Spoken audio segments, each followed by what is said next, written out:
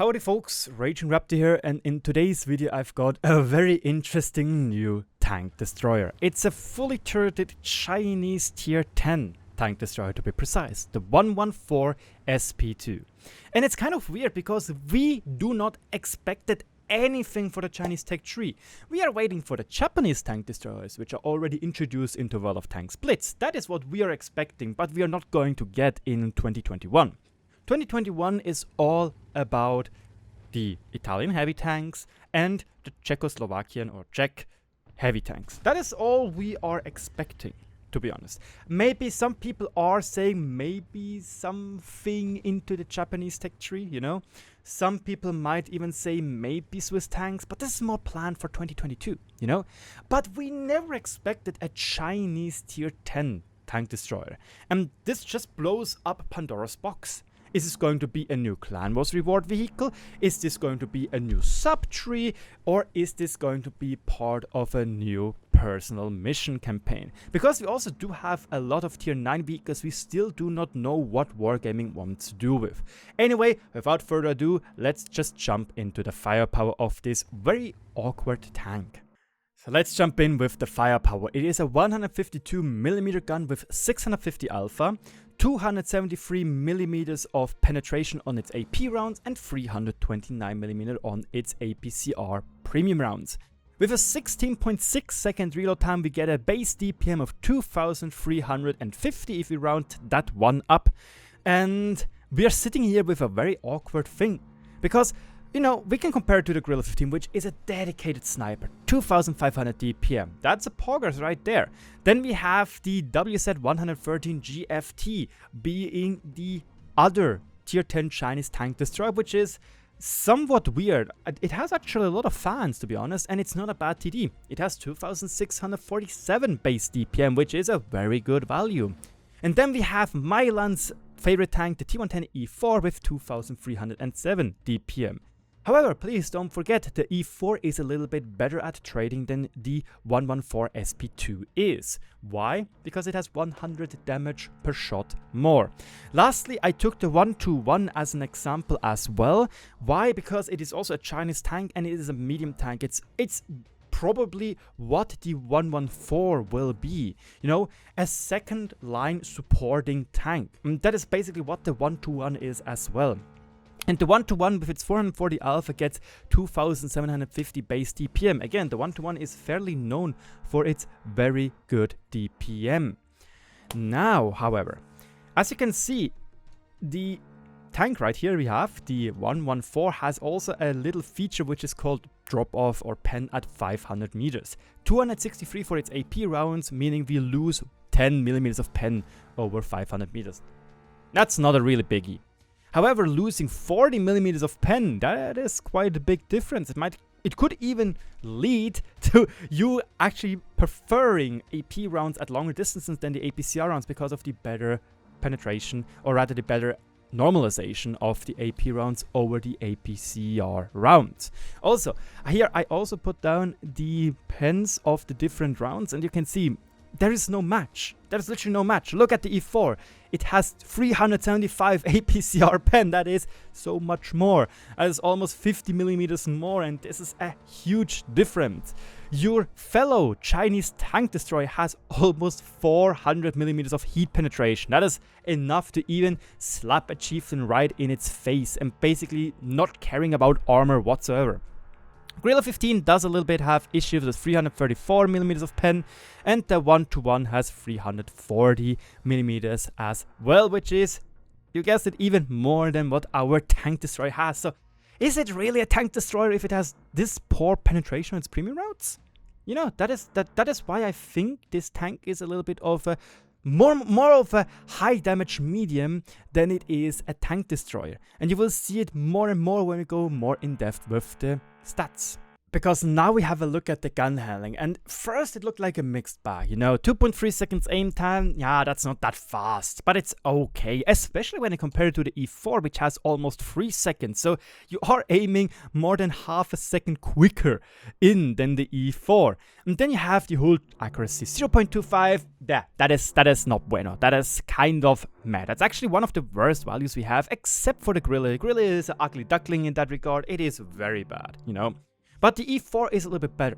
But then comes this juicy turret accuracy. Usually, turret accuracies for turreted TDs are very, very bad. Like even the Object 268 version 5, which is lingering in the files because it's the Chinese exclusive tank, does have trash accuracy during turret rotation. The E4, 0.24, that's horrendously bad. And now the 114 SP2 comes along with the same amount of accuracy during turret traverse as a medium, with 0.4 seconds quicker aim time.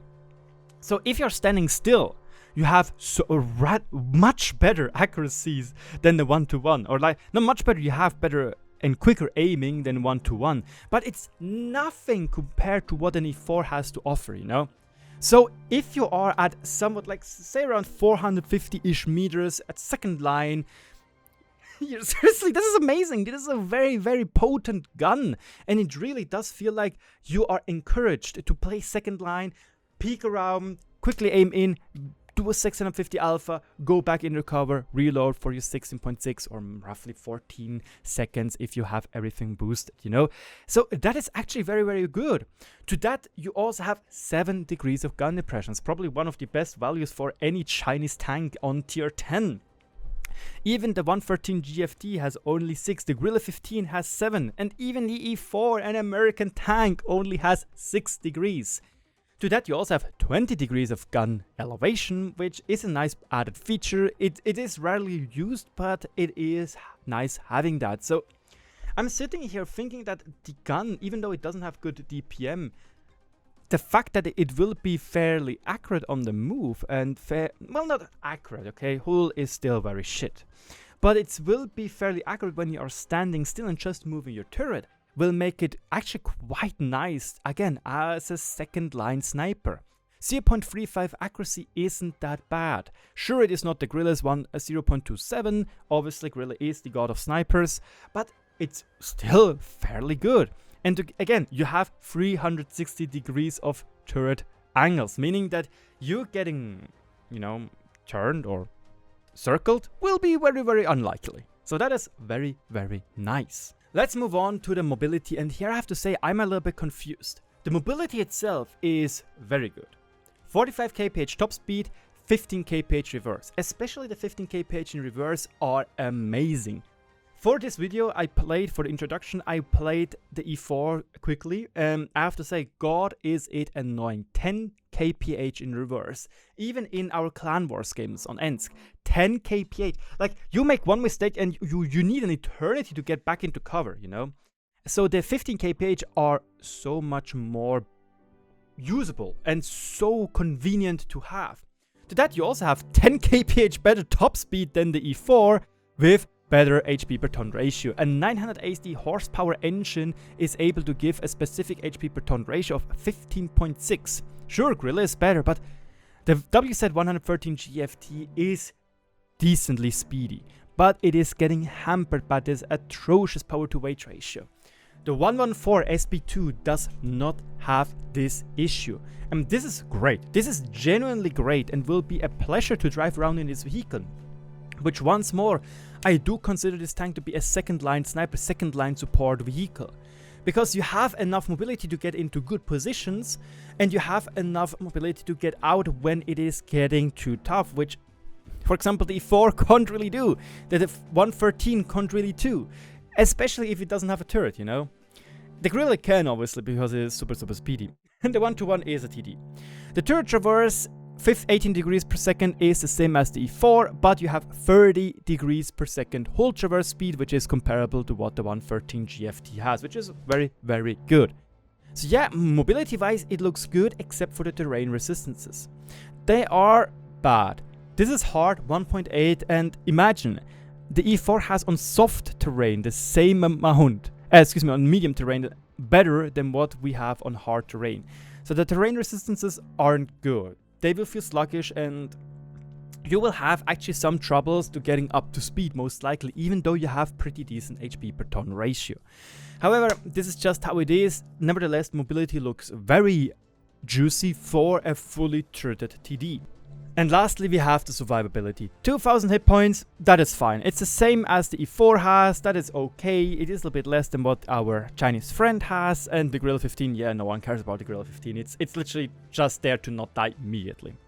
The thing is, with the 114 SP2, it doesn't have good armor. The E4 fairly has good armor. The WZ113 GFT has fairly good armor, even being able to bounce consistently premium rounds if you play it correctly. This is not going to be the case with the 114 SP2.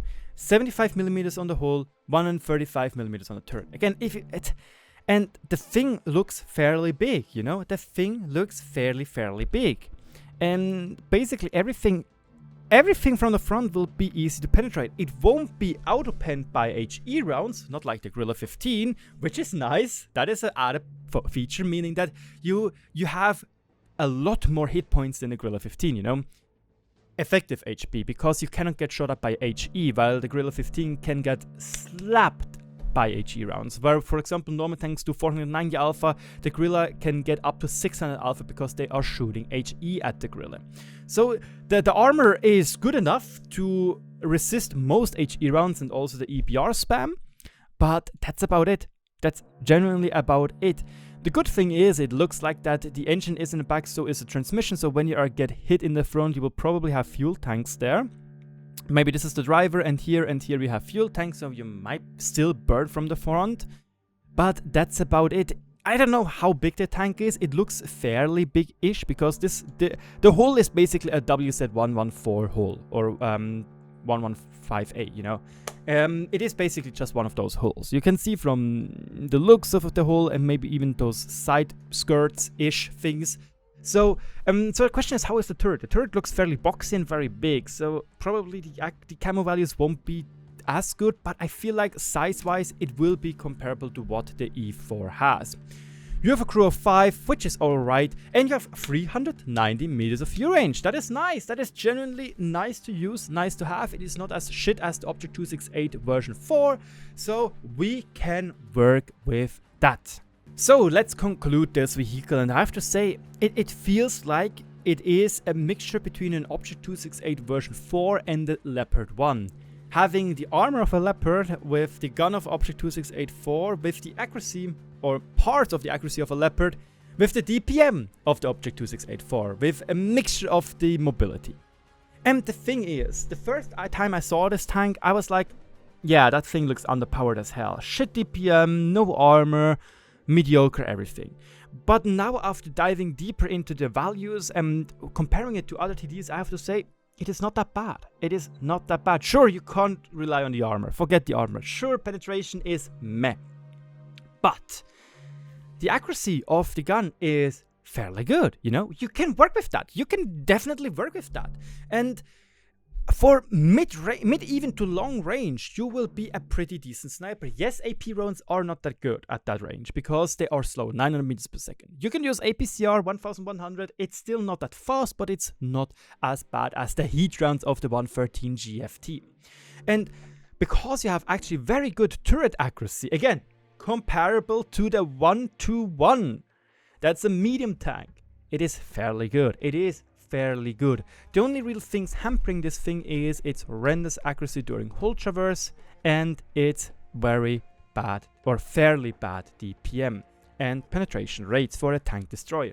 And this is again why I decided to take the 121 as a comparison as well, because this thing feels more like a heavy hitting support medium than your typical TD.